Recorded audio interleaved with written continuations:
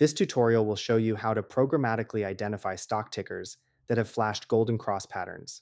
We'll pull data for every single stock in the S&P 500 and identify which ones have recently formed this momentum-based technical chart pattern. If you're new to technical analysis, a golden cross happens when a short-term moving average rises above a long-term moving average. Traders usually measure it with a 50-day simple moving average crossing a 200-day simple moving average. It is a shift that can line up with improving market sentiment and is usually seen as a bullish sign.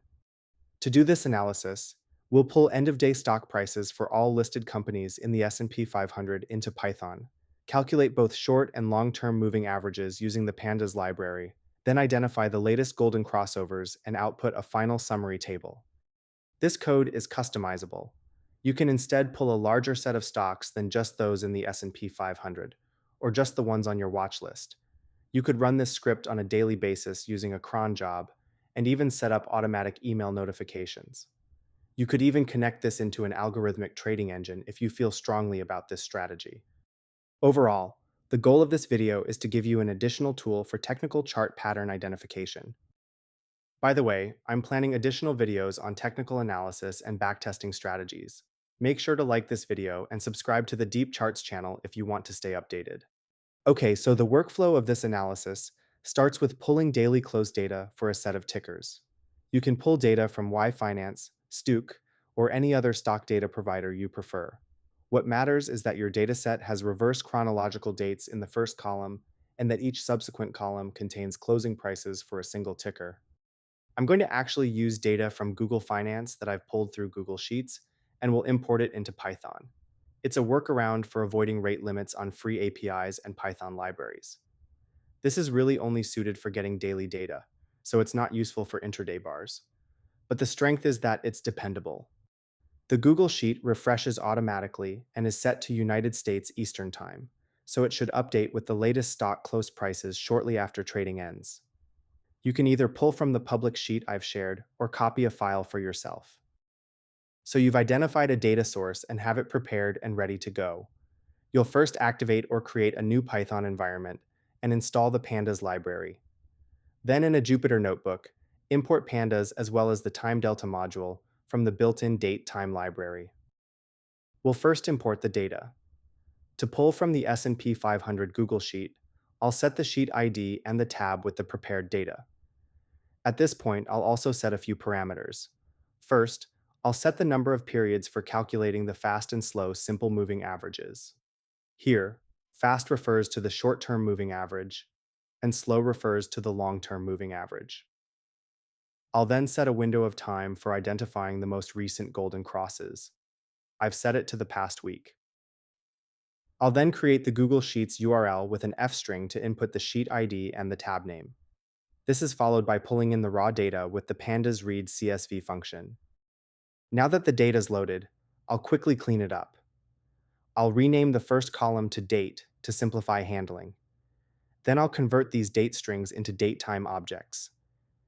Using errors equal coerce ensures invalid dates become null, which I can then drop from the dataset. This takes care of any weekend or weekday holiday trading breaks. I'll then create a new data frame called prices that will use the date column as the index. I'll ensure all stock closing price columns are numeric, again coercing errors to NANs. I'll drop columns filled entirely with NANs, usually stocks with incomplete data. Then I can sort chronologically with a sort index, because the index is the date. The forward fill is optional here and potentially controversial. I do it in case there happens to be missing values for some dates, and it ensures the moving averages get calculated uninterrupted. Now we're ready for calculating the moving averages. We'll use the rolling function that takes the rows specified earlier and calculates the mean. Then, to identify golden crosses, I'll create a condition to check if the fast average was below the slow average yesterday, but is equal to or above it today. To pinpoint when each stock last formed a golden cross, I'll check the most recent date this condition was true for every ticker. I'll use a lambda function within pandas apply method. This function takes each column of the cross data frame, representing one stock, and finds the latest date where the golden cross condition is true. If there's no golden cross, the function returns a NAT value, which indicates a missing date or time value. Next, I'll set a cutoff date to 1 week ago by taking the most recent date in our dataset and subtracting 7 days. This lets us quickly flag whether each stock's most recent golden cross occurred within the past week. We can now build a final summary table.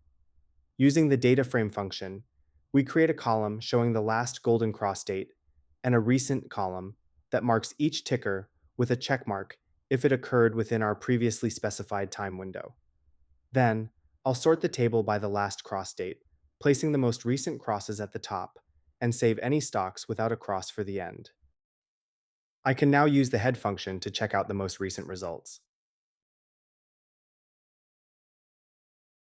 One more thing to mention is that you can use the opposite logic here to identify death crosses, where the fast-moving averages cross below the slow-moving averages.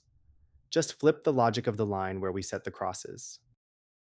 So thanks for watching, and if you found this useful, make sure to like, comment, and subscribe to the Deep Charts channel for more videos on how to leverage machine learning and AI for quant finance.